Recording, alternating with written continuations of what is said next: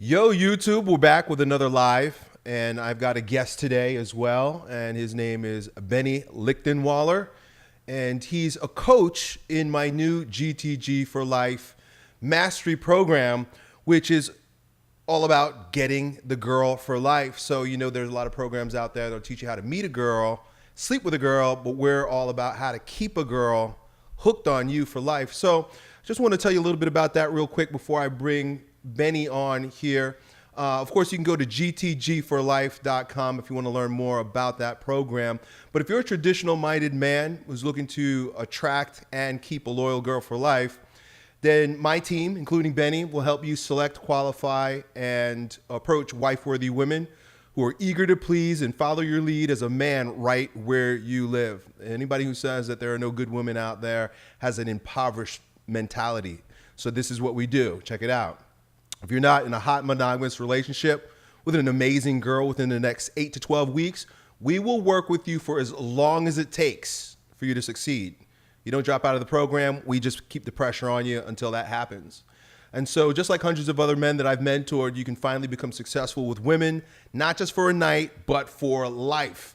And like I said, unlike other dating coaches that teach you how to meet a woman and sleep with a woman, I will show you what it takes to keep a woman hooked on you for life, just like my wife for over 20 years. And just to be completely honest, this is about marriage and family. It's about finding a wife. And so if you know how to maintain your frame and attraction actually builds over time, all but destroying divorce as an option. A lot of these guys who are worried about divorce, well, a lot of these guys let themselves go, and that's a part of the problem. So I'm thinking, I know that I have what it takes to show you guys what it takes in order to have a hot monogamous relationship with a woman for life. My parents, myself, and so forth. So I'd love to explain to you guys more about how this works and how we're able to help guys attract and find loyal girls for life in these degenerate times. But I don't have the time to do that here in this shorter video. So if you're interested in learning more, click the link down below or just go to GTG for Life. And on the next page, there will be an opt-in. You can sign up. You can watch a video. If it seems like something that would be good for you, we'd love to have you. Just fill out the survey, book a call with me, and we'll see you on the inside. So, like I said, I've got our #1 coach in the GTG program here with me, and his name's Benny. I'm going to bring him on real quick, and I'm going to let him tell his story about how he met his GFL, Girl for Life, using a Facebook strategy that no one's ever heard of. This way that you can fill your funnel with lots of potential wife-worthy women without looking or seeming creepy, needy, or nice. And so, Benny, welcome to the show, bro. Yeah, thanks for having me on. Can you hear me okay? Yep, I can hear you, man, coming in loud and clear. And you guys let me know if you can hear Benny well as well. I know we're having some audio issues earlier. All right, I think we're good to go. So, Awesome. Benny, would you be willing to share with us, first of all, your story, a little bit about your background, and then we'll dive into the strategies that you're teaching the men in the program? Yeah. So I think just like a lot of guys, I had lots of problems socially and trying to attract women growing up, and but I had it bad off to the point where if I didn't fix it, I was going to be screwed for the rest of my life. I was never going to get what I actually wanted. So I went through all the challenges that a lot of people do. I had a bad marriage. I had to get out of that. I was hospitalized for depression twice as a kid. And the very first relationship I got into after my marriage was this girl that had BPD, right? Because my wife was like one way, and I made the classic mistake of picking a girl that was the polar opposite because I thought I was doing the right thing now and that I was smart and all this kind of stuff. And I just got steamrolled in that situation. She had BPD. If you guys know what that is, there's a lot of problems that come with that.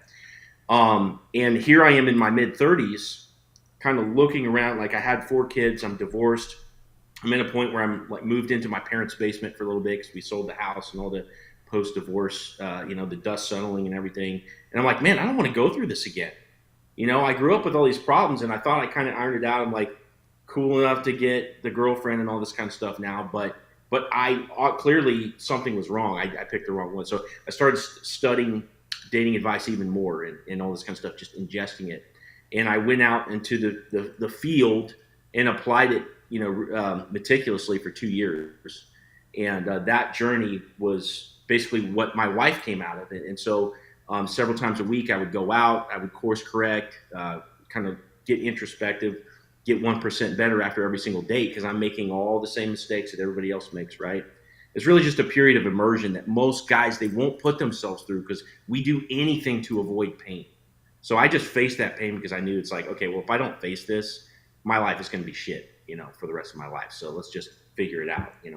And that's what happened. And so along the way, and I think this also happens for most guys, is that there comes girls that are almost there.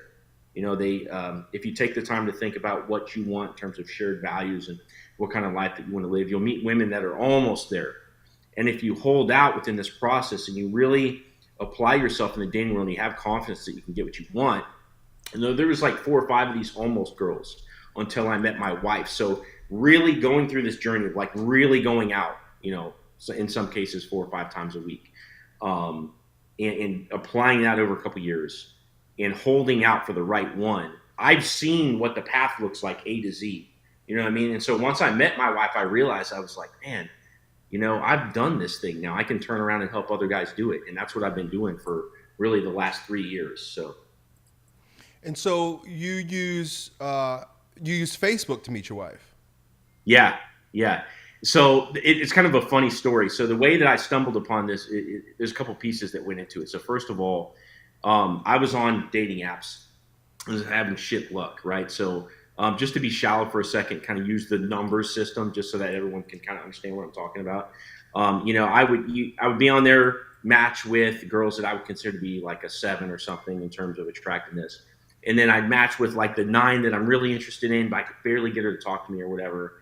And I didn't know what was wrong because I knew that if I went out to the gas station or something, I'm pumping my gas, I could look over and, charm a girl like that, walk away with her number. I'm like, what's the difference? Well, why am I not getting anywhere on dating apps? Okay. And what I didn't know at the time was that I should have had a better photo shoot. That has a lot to do with not getting results on something like an app. But there's more problems than just that, right? And so there's lots of reasons why to use social media instead of dating apps. I'm not going to go down that rabbit hole. But that was the first thing. So I didn't know better. I didn't know about the photo shoot back then. And so I just switched. I'm like, well, I'm not going to waste my time on dating apps. I know that I'm worth it. So I started using social media to do this. Now, my first mistake was because I'm trying all this out. This is a brand new method. Nobody's really done this, or at least nobody's codified this before. So I'm trying it out. So I'm texting girls at random stuff, like randomly friending girls and texting. It's not going anywhere really. And at that same time, I was in a lifestyle mastermind group where it was these guys would network with each other for business. And one of the things that they did was they'd send each other like a short video clip. And I noticed how cohesive it made that business mastermind group because video is so personal and it's unexpected. Nobody does it. And I'm like, oh, I can use this on Facebook. Right. And I started doing it. So what I would do, and obviously, guys, like you're not going to send a video message every time you hit up a girl, right? Like that's overinvested. That's doing too much. But when you open a girl with video, what's happening now? She's able to assess your vocal tonality. Are you confident, right? Are you treating this as a big deal, or is it just something that you're doing, right? She can see your facial expressions. Are you congruent? Is the words that coming out of your mouth, does all this line up with what this is, right? And she can make an assessment of, how confident, witty, humorous that you are, instead of just you with having like a static picture, just typing away at your keyboard, and then Right. she has to make an assessment. Because there's such a disconnect oftentimes when you see pictures and you're dealing with someone through text, and then you see them in real life, and then you're like, wait a second, it doesn't match up.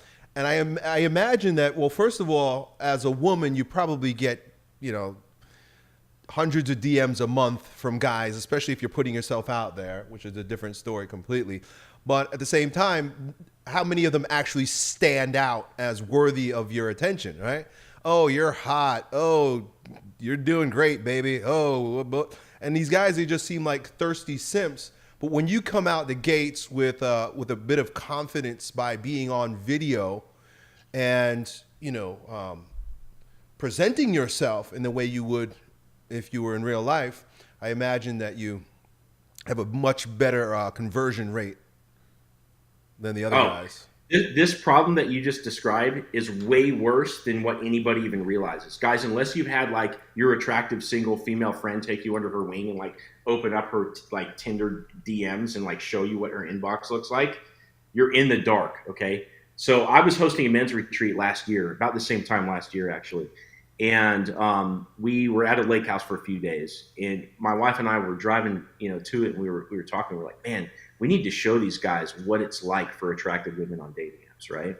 And so what we did was we stood up her profile. We used real pictures for her, and she would just like casually swipe or whatever. So I let her like casually swipe at the car ride and stuff. She did a couple times while we were there. And over the course of her, now keep in mind, she's cooking for everybody at the retreat. Okay. She is doing all the cleaning. She's taking care of our baby because at the time, I think my baby was like 3 or 4 months old. So she's got this little baby. She's barely able to do the swiping, right? And so over the course of 3 days, she just casually swipes. We hook up her phone to the TV at the end of the 3 days, and we put on this lecture. And she got, over the course of just barely being able to swipe for 3 days, she got 300 matches, okay? And over half of those proactively messaged her, okay? So you can kind of bet that whatever woman is on a dating app, like, oh, and the other thing was anytime, so when we hooked her phone up to the screen, we like, when on Tinder, it shows you like a deck of cards, and each profile is like a card. So you swipe left or right, right? So every time that she would go right with it, it was an instant match. So for on a dating app for a girl, it's like playing a video game with all the cheat codes turned on. It's ridiculous. Okay, every guy matches them, and whoever they match, over half of them message the girl. Okay, so this is what they're dealing with. So literally in a day, that girl could have 50 incoming messages. It's crazy. Yeah. So Totally different game out there than I would imagine for those who are hoping to meet women at the supermarket or at the mall or out in the street. But at the same time, just like with, I'm a marketer, right? I'm grateful for the fact that I live at a time where there's online marketing because your pool has just increased tremendously. What do you say to guys that have sort of a resistance to using the internet to find and meet a potential wife-worthy woman? I've got so many things to say. So the first thing is you have to understand that as technology increases, the onus for the man, the burden on the man will continue to increase. This gap between the guys that become good with women, that get their choice for the highest quality women. We're not just talking about attractiveness. We're talking about the woman who's going to support you in your mission, the woman who shares your values, the traditional wife-worthy women. Okay, if you want the best selection of women, as technology increases, the burden of effort is going to increase on you as a man. So let me say this real quick. So already, if I was able to have my choice by virtue of knowing to do the video message, right, and everybody else is flailing away with the text, right, and struggling with that, and I know that because I was too. That's one example of it at this stage in the game. Well, what's going to happen eventually? Eventually, we're going to have VR, right? As the richer medium, the richer media that you use to communicate with that girl, at least for the opener, is going to dictate the success. Now, think about it, because like a cold approach is even better than an online approach, right? If you see a woman and you have the balls to step to her and you come off as confident and you have a nice conversation, you walk away with that phone number, that's even better than online. The problem with that is that it's not as scalable, right? You can't guarantee that you're going to see 10, 20 women that you think are amazing out in public, but we can guarantee that if you use the social media method. But we know that the richer media of approach, the better it is, because it shows that you've got guts, right? And it gives the woman more info to weigh out. So cold approach up at the top, video messaging down below. Audio messages are good, right? But not as good as video. And then text, right? So that's one thing. So you kind of got to get on board with this if you have any expectation of being one of those guys that has his choice, because everybody's competing for the same women, right? For the the women that are wife worthy and also attractive and shared values and all these kind of things. These are the in demand women. So you've got to play the game at the highest level. So that's one thing. This is just going to get worse and worse as technology increases. It's like going from Nintendo to Super Nintendo on upwards, right? So that's that. Well, the other thing is, you know, well, I think it's kind of what I said. You want to give that woman a taste of who you are, right? So if you're just using text, they don't get that. And if they're getting that from 50 other guys, it's pretty arbitrary as to what the selection criteria is that whoever's conversation they invest in, especially if a handful of those guys are also witty and they Right. understand how to invest in the text conversation tit for tat, which is something that most guys need to learn, by the way. And we talk about that in GTG, which is a huge skill. If you don't know that, you're just going to get blown out of water. So there are But multiple steps to this process, right? Like that's one of them. Like how to have that conversation, right? Is that what you're talking about? The text. How would you say banter? yeah. So the process is you're opening the girl with a video message, right? Well, first of all, you have to find them. So we teach how to find these girls on Facebook, also on Instagram if you want to, and Mm-hmm. there's also a newer method for TikTok. But we use social media to find them, and then we qualify them. Are they single? Are they local? Are they attractive? Do they fit the profile of the Mm-hmm. type of woman that you're looking for as a man, Mm-hmm. right? And And I we, just we, want to we make it clear also that the guys that are in our program, we're looking for women that are potential life partners. So we're looking for wives. And so there is a criteria that's associated with trying to find a woman that would fit that bill, as opposed to just finding, the biggest pair of tits you can find on, on one of these social media platforms. So the first step is that qualifying, right? Like deciding whether or not, of course, is she local? Is she single? These are kind of like the strategic things. But then the intangibles, right? Like, what kind of character can you discern she has based on the type of pictures and maybe the quotes or the kind of relationship she has or how you met her on this account, correct? Yeah, you don't want to waste time on a phone call or on a date with a girl that doesn't stack up to what you're looking for, right? So if you can make some assessments when you get into that profile before you even send a friend request, Mm-hmm. right? Then you only send it to women that you are interested in. That's the bottom line. So you're Mm-hmm. going to go through, you're going to do that en masse, right?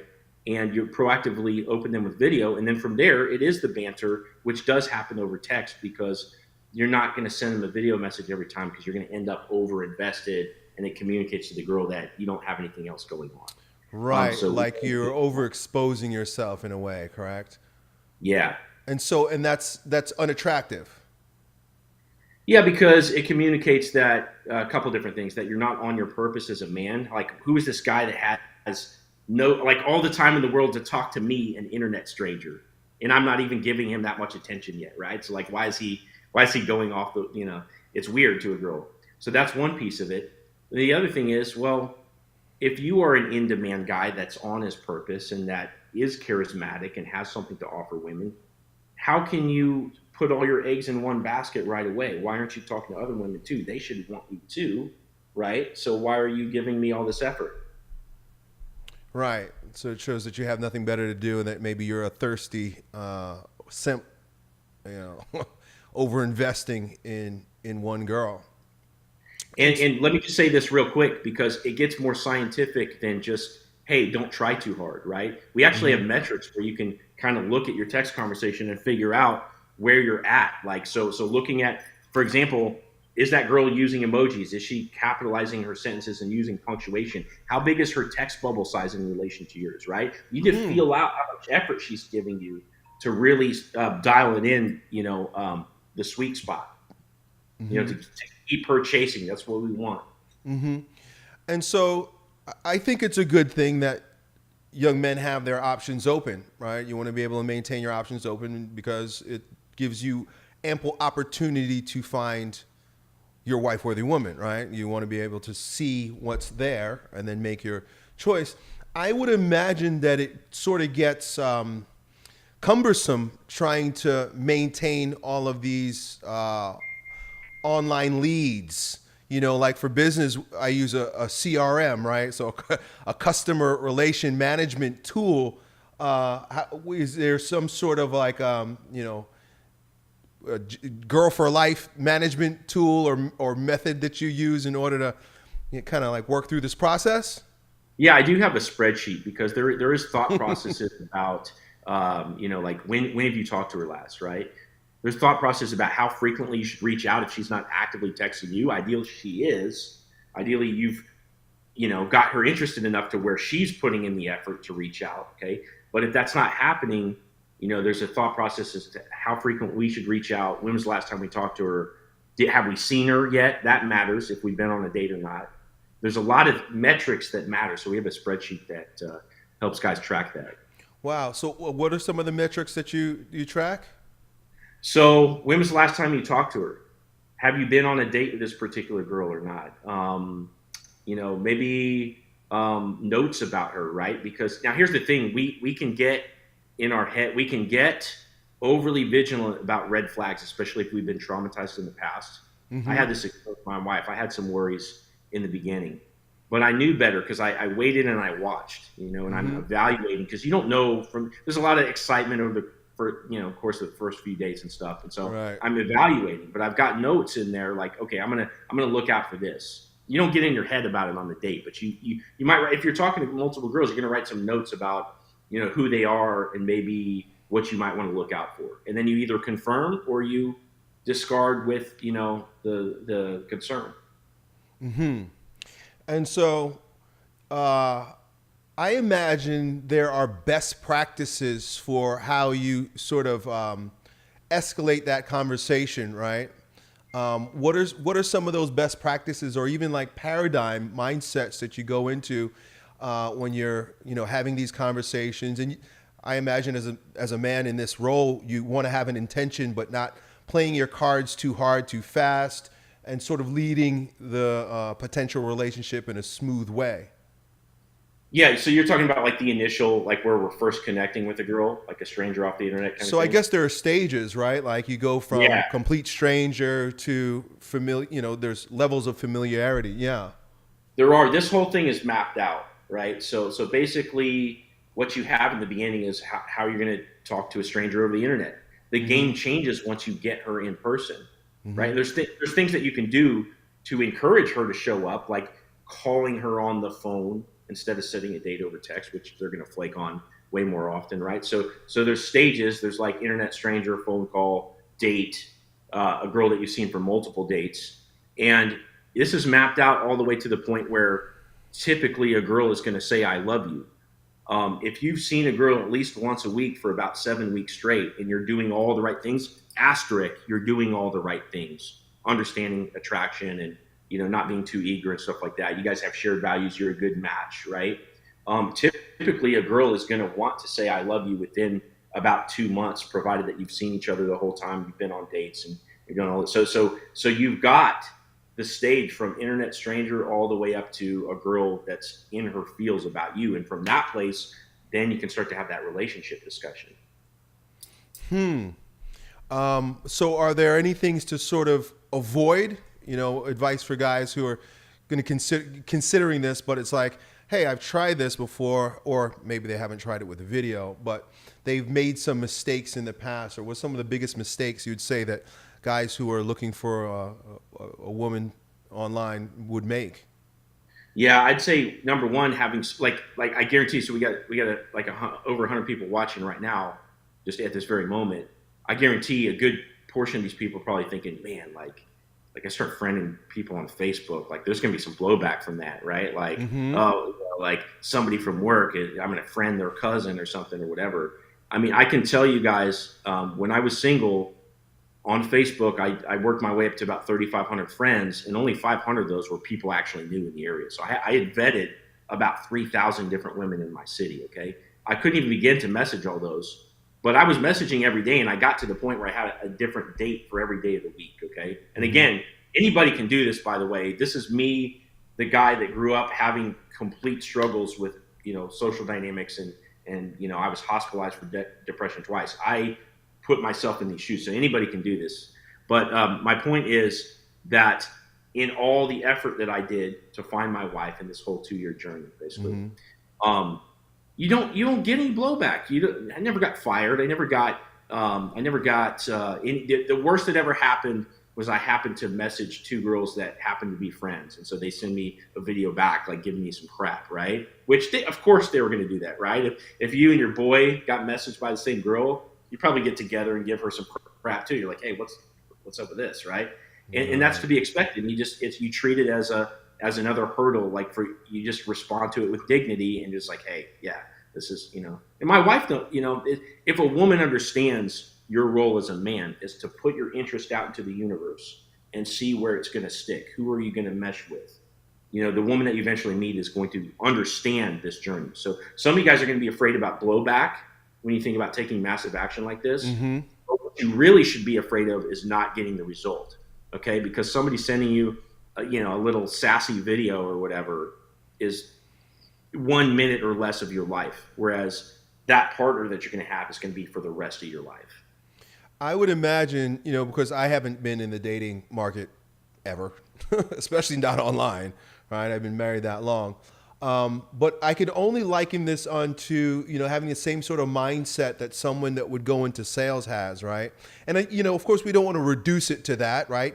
Choosing a wife is not like closing a deal, but in many ways, it is as you're going through the process of putting yourself out there, asking for the sale, and being able to accept rejection and not take it personally. It is. It's so much like that. And I wish people understood because I know a lot of your audience watching, these are men that have strong values, that believe in their masculine duty, that want families, that want like a meaningful life and they want to share that with someone. So a lot of guys are going to get turned off by the fact that you do have a top of funnel. And if you don't, you're not going to have the pool of options to choose from to get that woman that's like literally first lady material, right? That's what Right. you guys are looking for, especially those of you that are entrepreneurs and or successful men in general. Mm-hmm. Like you need a first lady. Guys, I've never had one before until I met my wife. And the difference, like the only reason I'm even here on this live is because I've got a woman by my side that has enabled me to do this. Without her, Mm-hmm. I would be piddling around more than what I am now. So it's so imperative. But I think for men that have these values, they're standoffish about the idea of dating multiple women, right? Because we grow up, we have these deep feelings in here that we want to share with a woman. We want to build a family and a life, and it feels weird to diversify our interest and start vetting people. It's like, guys, if you don't do this, one thing you have to understand is these same wife-worthy women that you would dedicate yourself to straight, let's say today, let's say you haven't been on a date in 6 months and tomorrow you find the one, right? Mm-hmm. You would go straight into a relationship with her. Well, that girl who is that level caliber, whether she's looking or not, she is talking to other guys. Let me explain. Men approach women that they're interested in. Women have to take that attention and sift through it and figure out, is this quality attention or not? And they're always, they got the shield up. They're always shooing away attention, right? Right. And so whether they like it or not, they are extreme, like to the chorus level that we don't have as men. They are in tune with their value, where they stand with other men, because ever since they were a teenager, okay, they were getting looks, they were getting approaches and stuff. And, that's kind of weird when you think about it being that early, but that is the Oh reality that yeah. we live. Women inherently know where they stand. They know. Right. That's why they say a woman is born with her value. She's valued because it simply is. Where a man has Yeah. built his value, we have to demonstrate our value. Yeah, This whole 1000%. idea that I like the idea that you take a systematic approach. I think this is very logical. I think it's actually very masculine to take a systematic approach to opening yourself up, reaching out. Really, that's really what it is. Reaching out to potential wife-worthy women and then going through this process, rather than what I think the Disney world, Disney dream culture has laid upon us, which is that it's just going to happen.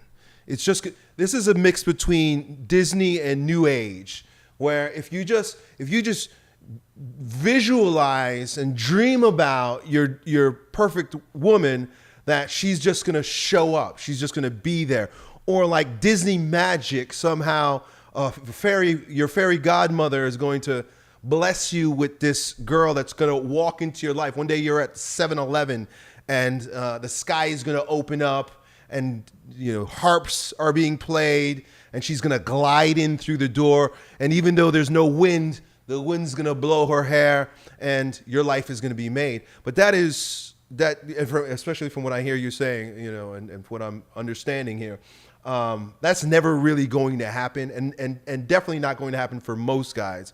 There may be a guy or two here or there that has that happen, but you have to be vigilant. It seems you have to be deliberate, and you got to be logical about this whole process. Yeah, 100%. I mean, that's how it happens for girls. That's why the narrative exists, right? They like be, and then the attention comes in, and not all of it's good, Right. but that's how it happens for them. Prince Charming shows up, right? Well, what are you going to show up? Are you going to be Prince Charming, right? Because somebody's showing up, so it might as well be you. You know, What do you say to people that argue that if a woman is online, right? And I guess it depends on the type of woman, the way she's presenting herself, but that may not be a good place to find women because maybe they're mostly attention seekers rather than a woman that you would want to have be your wife. you won't friend those girls. You're not going to follow those girls on Instagram. You're not going to friend them, right? So here's the thing: not every woman is on a dating app. Okay, my wife wasn't on a dating app. Okay, especially because of the amount of work and just the environment. Those women definitely aren't on dating apps. Okay, but almost everybody has a Facebook profile. Now, if they And don't why do you have say that, Facebook as opposed to, because I think that's interesting too. There's probably a certain type that you're going to find on Facebook as opposed to, say, TikTok. yeah, like TikTok's gonna be a younger crowd, people like vying for attention and stuff like that, right? And I'm on TikTok, so I'm not gonna hate on TikTok all the way. But the thing is, yeah, so you're gonna have the younger crowd there. Now on Instagram, a lot of girls post thirst traps and stuff. A lot of girls are just trying to get a following and have their attention hit and stuff like that. You're gonna be able to tell who those girls are. Guys, you can feel what a good woman looks like. Hopefully you spent some time thinking about what it is that you want. If you haven't, we'll coach you through that process in the group. Okay. Big part of that is getting our values right. And I know that's one of the things that you'll be talking about tonight too, but big part of the GTG program is understanding polarity and what makes a man an actual masculine man, but why? So that the attraction is concomitant with a truly feminine woman. And so you got to be, and so we've been kind of convinced in our culture that to look mostly on the superficial level when it comes to women, right? Like her looks, which are important, right? My mother even says this all the time. She says, you don't want to be in bed with someone who's going to give you ugly kids. Never sleep with somebody who's ugly. That's what my mom says. Never sleep with an ugly person because that's what your kids might look like. So that was one of her jokes. One of the things she said. So that's absolutely incredibly important. But at the same time, we overlook a lot of stuff that's important. A lot of red flags get ignored because they're fulfilling perhaps the Playboy bunny fantasy, and so that's definitely one of the things that we want to avoid, and it's definitely one of the things that we talk about. Didn't mean to cut you off there, but I just wanted to assert that what you just said there is so key to everything that happens in the program. Should be developing a radar, right? Like I know what the BPD alcoholic chick feels like. I went through that, right? And I don't wish that on anyone, right? But even before that, like whatever the red flags are that we learn through experience, right? And we don't want to train our brain to think about what we don't want. But what we do is take a negative, for example, when we start identifying values that we want a woman. Like, for example, I don't want a woman that is messy. If I want a clean and organized woman, what I'll do is I'll write down clean and organized. So I'll flip the negative. And now we're training our brain to go after the positive, right? When we're searching. So develop this radar. And yeah, it's what we're talking about tonight is the whole reticular activating system in the brain, where it filters through complex reality to bring in relevant information to you. So you're going to have your radar. You're not going to be like, if you can tell a girl's like duck facing at the camera, you're not going to add that girl, right? But if you can tell like just posting her honest life on social media, you can tell when a girl's real, right? She's not filtering all the time. She's got pictures of her family. She's got hobbies that she does. Like you're going to be able to tell like who's real. I can think of many girls in my personal life I could just kind of spit out and just look at the profiles and be like, yeah, this chick's real. This chick's real. You know, this So chick, stay away from this girl. Right? yeah, I mean, some of the best people to learn from are those that have made the biggest mistakes. What would you say are some of the things that you, when you in your immaturity, when you with your first wife, some of the things that you overlooked, that you didn't notice, that now that you're much more aware, you have a lot more wisdom, you were able to say make better choices with your current wife. Yeah. So this story is actually super relevant. So I met my wife on a Catholic dating site. Okay, but I didn't have confidence in myself. I was happy that I met this girl that was attractive, that was interested in me, and we had a long distance relationship. There wasn't heavy vetting, like we were long distance for a year or two. We got married 10 years, 4 kids later. Like we were struggling the last half of the marriage because there wasn't shared values. We had the foundation of religion, okay, but on a personal level, it was a really bad match. And so I selected from very, very slim criteria. Okay, so I left out the person that was going to make me happy, and over and above the shared goals of building a family and structuring our lifestyle a certain way. So my initial mistake was really just kind of selecting on this criteria of, okay, is she the same religion and is she attractive? That's all I cared about, because I thought that was like, I was just happy an attractive girl that was the same religion as me liked me, because I had no confidence back then. I didn't have any choice and I didn't know what to do. So I went into that. I'm like, okay, let's make this work, right? Mm-hmm. Well, I guess the lesson learned, like in retrospect, is being able to take an inventory of your own personal values. And I'm not saying everything's just about you, right? Like community matters, family matters. The like if you're religious, like the organization that you belong to, like that matters for your life. But what also matters is what kind of person is going to matter to you. What kind of lifestyle are you going to have? So, for example, you can take a look. You can open up your bank account. You can see what things do you spend money on.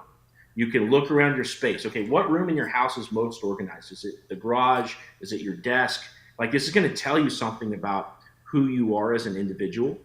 Okay, and I'm not trying to glorify individualism or anything like that, but my point is that you can learn things about yourself objectively, and this will inform you as to, because you can find a lot of women that are the same religion as you that are attractive, but are they also a good fit for you personally? And that's one Right. thing that I learned over time. Right. And so, how is it different now? Well, so before I met my wife, I went through and I inventory. So there's an exercise that we do in the group, and what we do is we brainstorm out at least 20 qualities. So you sit down with a pen and paper. Okay, you have to write it down. You know you're doing it right if you can at least write down 20 things. Okay, Right. now you get to be, on some level, you do get to be shallow because you have to be attracted to the girl. So you will write down some aesthetic things, okay? But Mm-hmm. you're also going to write down everything else you're looking for in terms of the quality of woman that you're looking for, what's her personality like, etc. Mm-hmm. So you brainstorm out 20 things, right? Then you go through and you rank them in order. You have to, one all the way through 20. What's most important? This list is going to change for you over time. But then we're going to keep the top 5, and those are absolute non-negotiables. You are not allowed to settle for any woman that doesn't meet those 5 things. Remember, you identify these as top 5. Okay, so there's going to be a lot of women out there that meet it. And earlier when we were talking about like holding back, where I met a few girls that were almost, those were like 4 out of 5 girls. But when I met my wife, I could feel instantly, okay, she meets everything that I'm looking for.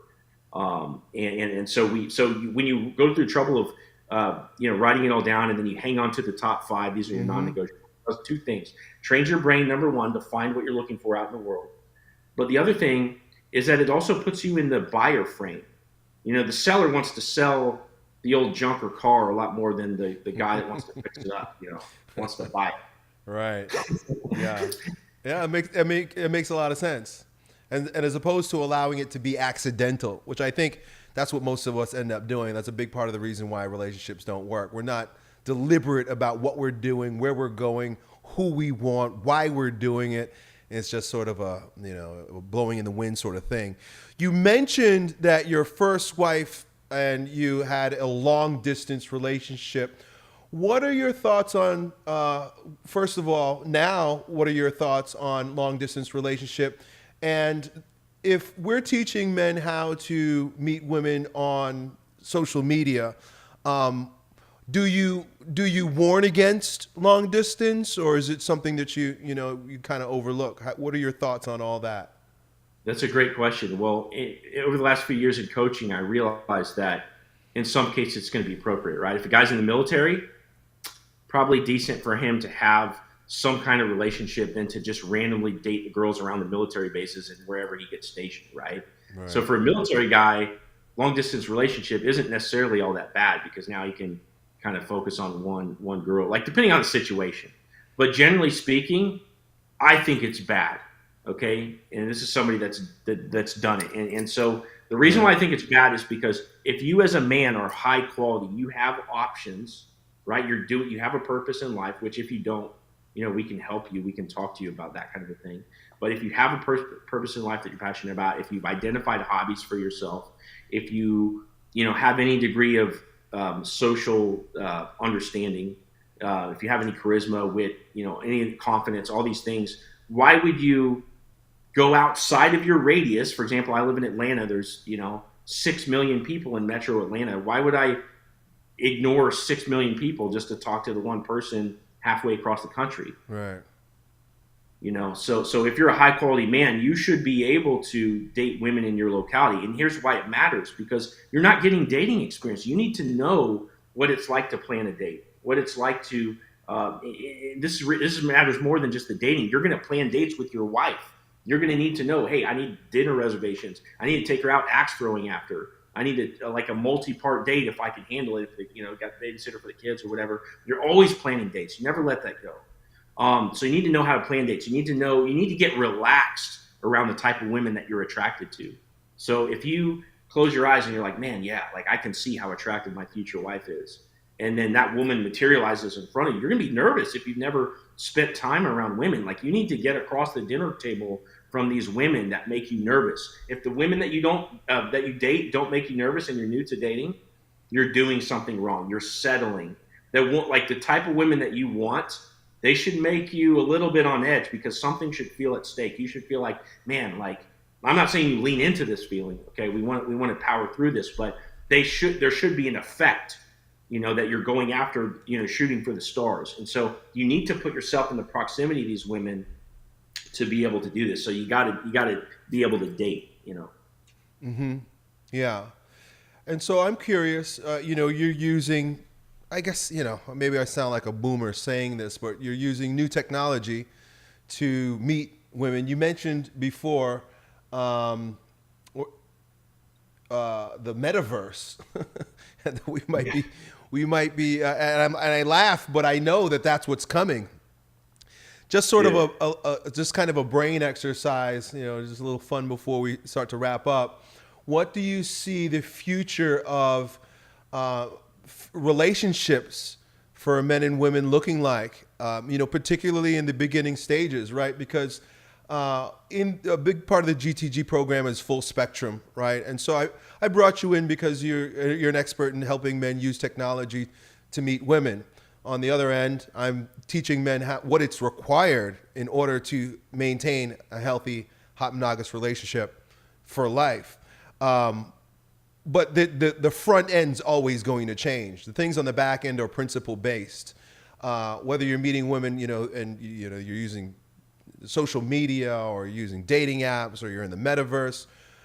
As a thought experiment, what are your thoughts on, first of all, what that might look like in the future, and then what are the eternal principles that will never change no matter what medium you're using? So like Dan Kennedy, my marketing mentor, who's built his marketing empire with direct mail marketing, right? Licking stamps and sending in the mail. He's like, I don't care if you're licking stamps or you're tapping keys, the principles are the same. So yeah, let's play with that a little bit. Okay, so what's funny? So a couple thoughts on this. So the first thing is, I can't remember the guy's name. His name's Richard something. The guy that created that Hex, the cryptocurrency. You know what I'm talking about?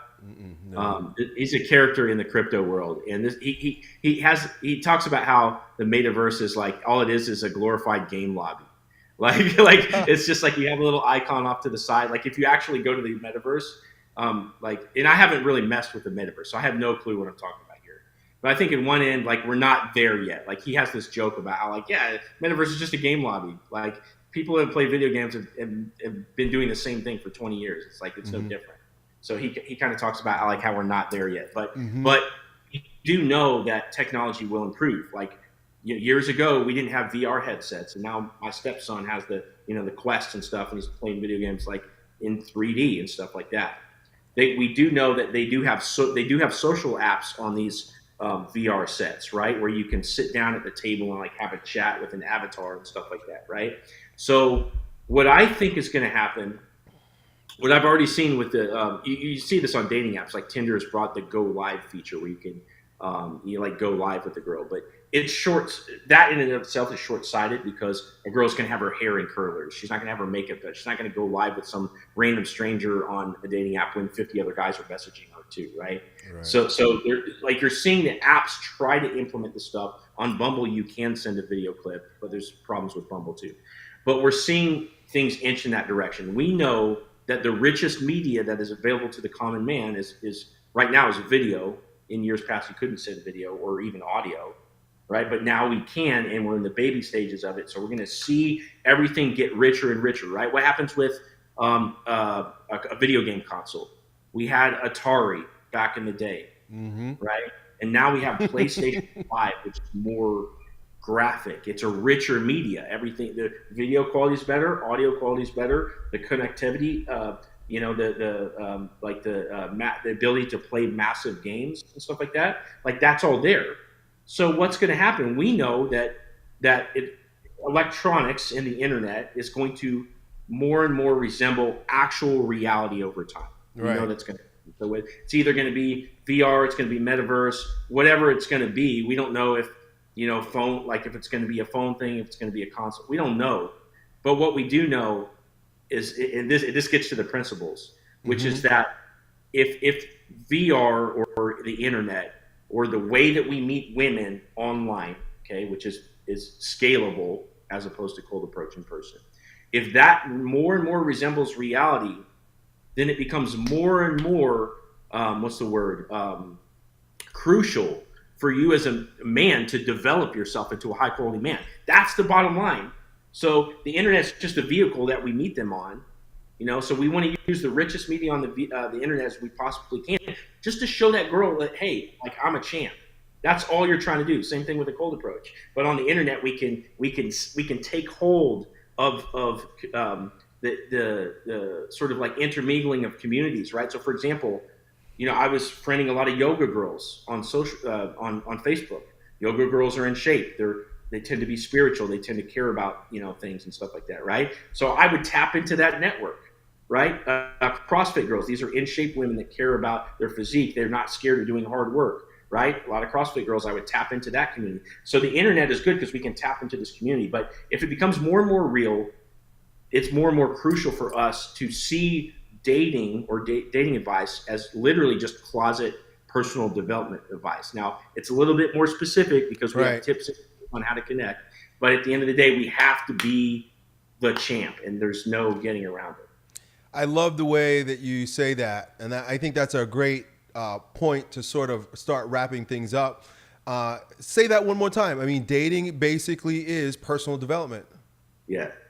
It is. It's closet personal development advice. It's a little bit more nuanced of looking at things like, hey, don't send a big old text message when she barely sent you anything, right? So we have more nuanced, like a more detailed knowledge library in this one specific category. But half of it's like, hey, go to the gym. Half of it's like, hey, go. Don't be scared to go talk to people. Hey, half of it's like, go have a hobby. Right. And if you don't do any of these things, you're not going to win. One of my mentors says that about entrepreneurship. She says that it's personal development wrapped in a business. And it seems like, what you're saying is true as well. So real quick, guys, I just want to talk to you about the 4 GTG units. This is what I call them. Basically the 4 pillars of the GTG for Life program. GTG stands for Get the Girl, and we're talking about for life. I'm trying to help you find and keep a loyal girl for life, or a wife. And so there's 4 pillars, and Benny helps me here with the second of the 4 pillars. Number 1 is masculine magnetism. And so if this is personal development, masculine magnetism is about being that strong man, having that swag, having that frame, having that way about you that is attractive to women. And so we go very deep into masculine magnetism. Part 2, GTG unit number 2, is authentic approach. And so this is where Benny brings his Facebook game into the mix. He's helping us out, giving us several lessons on what it takes to be authentic in your approach online. GTG unit number 3 is positive leadership, how to lead a relationship once you're in it, right? A lot of guys, they lose their frame usually when they start having sex. One of the things I've seen with a lot of guys in my mentorship programs is all of a sudden they sort of lose themselves, they get addicted and let themselves go. And then the polarity shifts. And this is all about polarity. Masculine magnetism is about polarity. The authentic approach, you got to be able to put out your positive polarity as a man. Positive leadership is about leading with that polarity. And then, of course, GTG unit number 4, enduring attraction, keeping your girl hooked on you for life, just like me and my wife. We're going to be married for 20 years in this August. Benny, you can find Benny. Benny's in the GTG for Life program. You can go to GTG for Life or click the link down below. But Benny also has some social media, and he's got some programs of his own. Tell us a little bit about what you got going on, bro, in case somebody wants to go check you out right away. Yeah, follow me at The White Hitch on TikTok. I chose that name before the Will Smith thing went down. But at The White Hitch on TikTok. And, I have a one-on-one coaching program that I do for guys that are looking to like go down the rabbit hole. They need somebody like right in their pocket. It's kind of a more involved thing, but I offer that as well. Yeah, very cool. And that's it, man. I really appreciate having you here. This has been awesome. Yeah, it's been fun. Good conversation. We're doing good work. At least I think so. I think that marriage and family is what's required to change this world, to turn things around, turn this boat around, and to build from the ground up. And so that's really what our mission here is, and that's why I brought Benny on here to help you guys understand what's required to actually get out there and meet girls. Super important, dudes. And so any last parting words, my man? No, I just want to say that I agree with your mission 100%. I totally agree that family, that's the place where we instill the values to the kids. They're going to grow up and be the next generation, right? So super important. Yeah, very cool. All right, guys. Well, it was a pleasure having you guys here. I hope you guys enjoyed this video. We'll be back again next week, and we'll have another guest, and we'll just keep doing this. I'm having fun, and hope you are too, dudes. Done.